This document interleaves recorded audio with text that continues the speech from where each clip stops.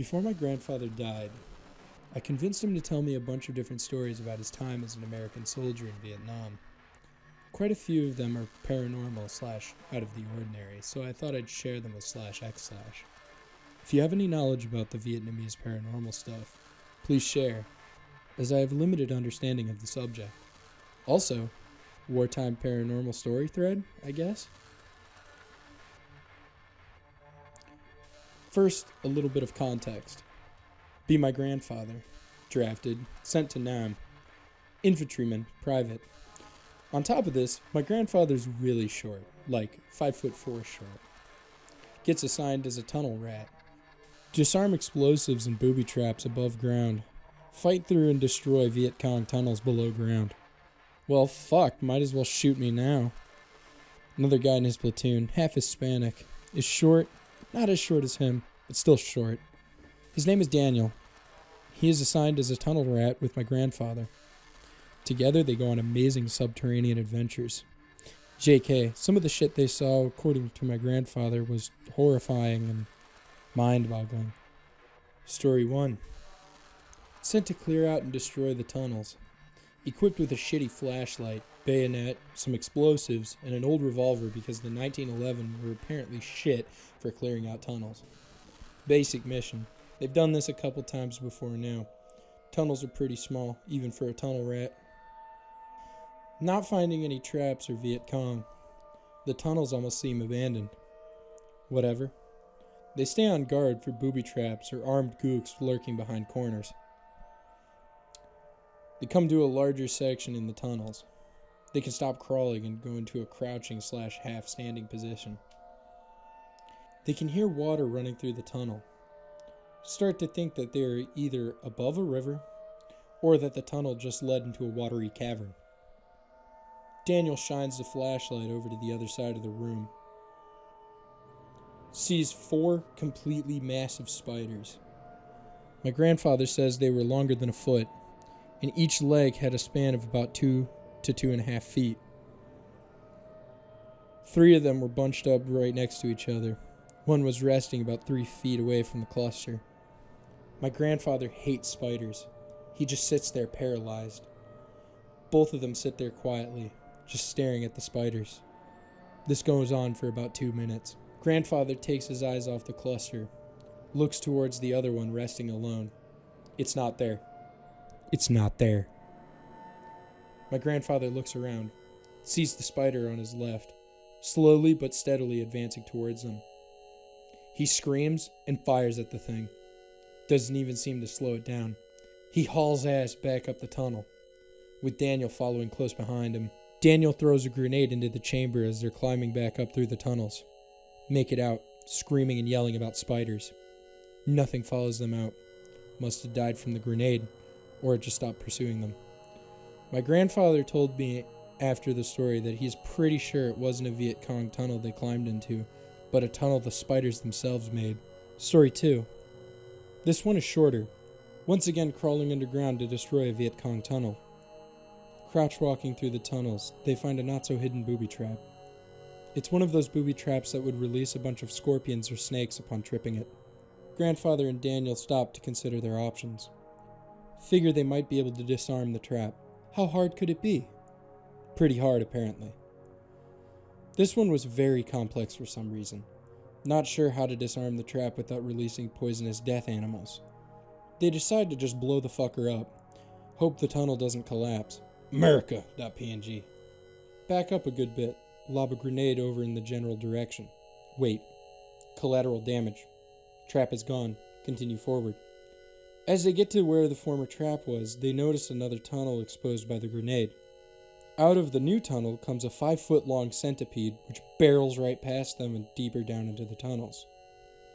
Fuck this, .jpg. Not wanting another incident like with the spiders, they plant their charges and haul ass out of the tunnel. They make it out of the tunnels, shaken but no worse for wear. Pic related is the first thing Google gave me when I typed Vietnam centipede. Story 3. This one actually doesn't involve my grandfather directly, but is about some of the stories that he heard from other guys while over there. At the beginning of the war, my grandfather was talking to a bunch of guys from a different company. They tell him about how they saw a bunch of wild apes in the jungles. Bullshit. There are no apes in Vietnam. As the war goes on, more and more guys claim to have seen these apes. Oh fuck. They called them rock apes as they threw rocks at the soldiers they encountered. Apparently, they were coated in red hair and were normally about 5 feet tall. Grandfather still isn't convinced. Thinks they are either making shit up or are mistaken. A bunch of guys get really defensive. Say that they were awoken in the middle of the night by screams and hollers while being pelted by rocks. When they went out to investigate, they were ambushed by the things. Apparently, these apes were extremely strong and managed to kill 2 different soldiers. Still managed to fend them off.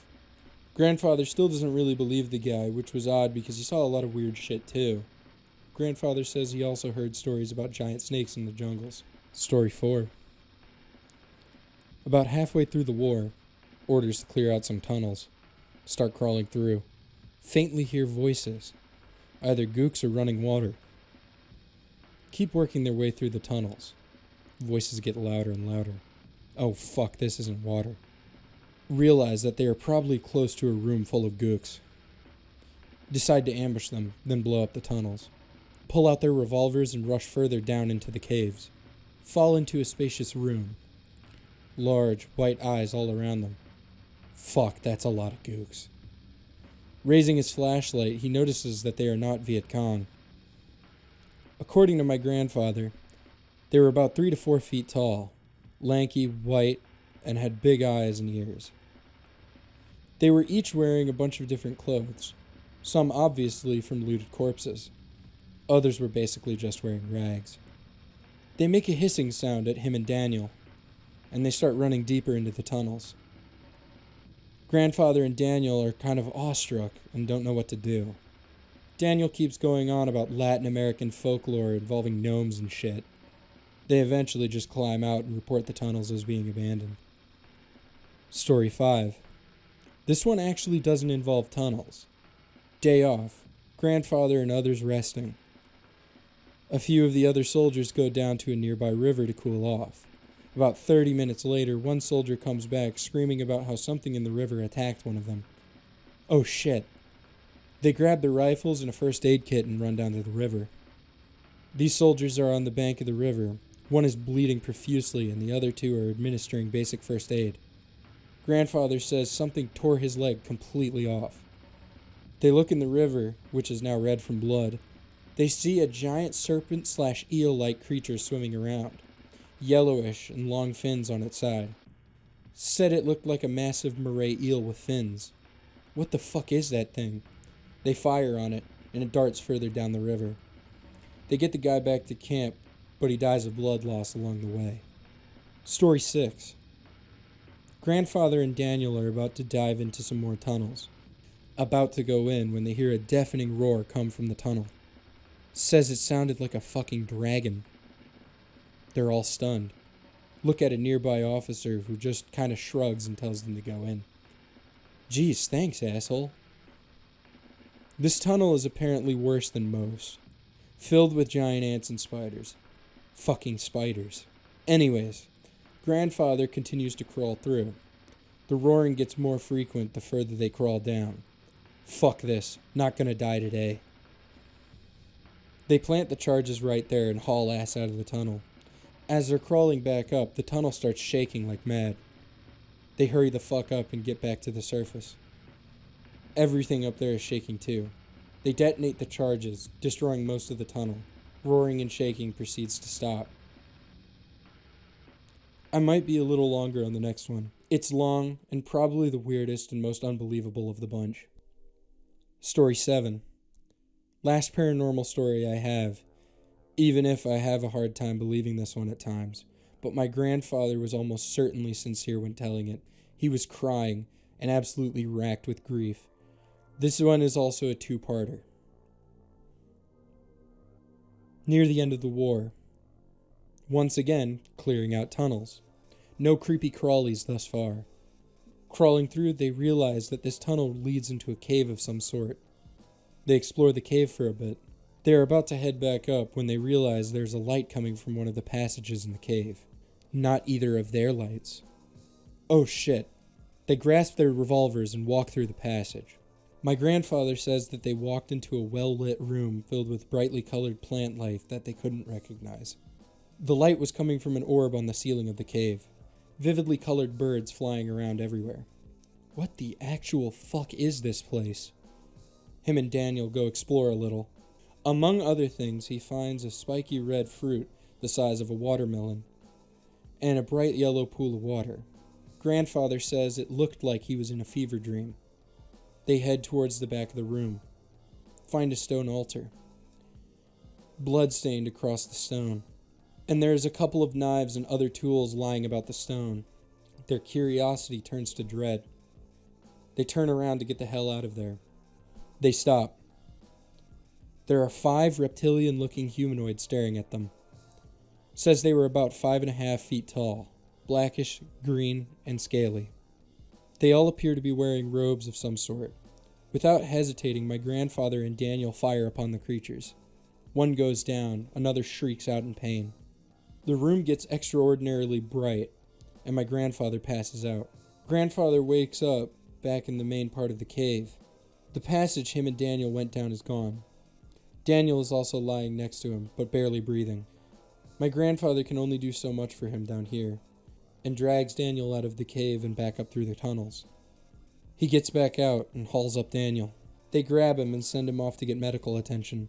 After pulling Daniel out of the cave, grandfather remembers about what he saw in the cave. Says that his vision once again goes black, and he can't remember the next 2 days. According to the guys in his platoon, my grandfather was in a state of shock. He apparently could barely speak and stuttered a lot, almost like he was shell-shocked or something. He was also sent to get medical attention. 2 days later, he mostly recovers. He goes back, asks the platoon about Daniel. Apparently he died shortly after being pulled out of the tunnel. Grandfather breaks down. Apparently the war was close to ending after that. He only delved into 2 more tunnels after that experience. He legitimately hated anything subterranean after that. He despised caving, insects, and lizards, and even requested to be cremated so he wouldn't have to be buried underground. I showed him a picture of a generic reptilian alien, pic related, and he just about had a heart attack. He said that it just needed to be blacker, but besides that it was pretty close. I don't have any more paranormal stories from my grandfather about the war. Feel free to share if you have your own.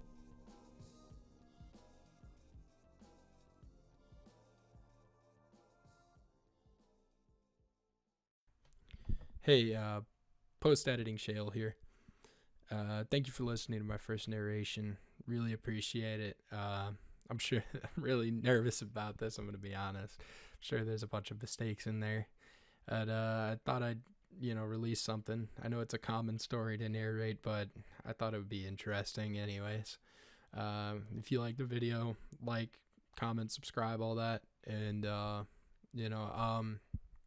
have more videos in the works at some point. Thank you so much for listening and watching. And have a good one.